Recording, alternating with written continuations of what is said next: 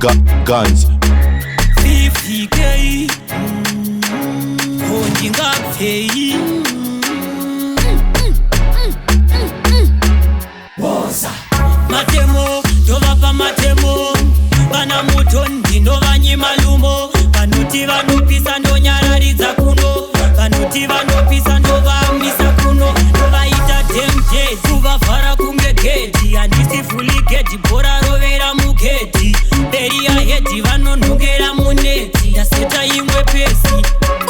Holy Ghost fire, Holy Ghost fire vanodhisa Queen V vachatsva nefire Holy Ghost fire, Holy Ghost fire kumabhebhi ese ndini ndakakoka bara Holy Ghost fire, Holy Ghost fire vanodhisa Queen V vachatsva nefire Holy Ghost fire, Holy Ghost fire darisheka vachaona rangu pawa ndovaratidza kugona totoma ngoma ndovaratidza kugona vasati vandiona havambondigona ndosiya vashoshoma vane pfungwa shoma ndovavharira pakona ndovasiya vapakoma zileidina dhivushi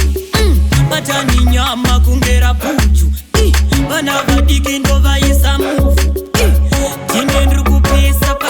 Holy Ghost fire, Holy Ghost fire vanodhisa Queen V vachatsva nefire Holy Ghost fire, Holy Ghost fire kumabhebhi ese ndini ndakakoka bara Holy Ghost fire, Holy Ghost fire vanodhisa Queen V vachatsva nefire Holy Ghost fire, Holy Ghost fire darisheka vachaona rangu pawa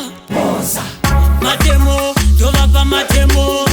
vana muto ndinovanyima lumo vanoti vanopisa ndonyararidza kuno vanoti vanopisa ndovamisa kuno ndovaita demje kuvavhara kunge gedhi handisi fuli gedhi bhora rovera mugedhi mberi yahedhi vanonhongera munedhi ndaseta imwe pesi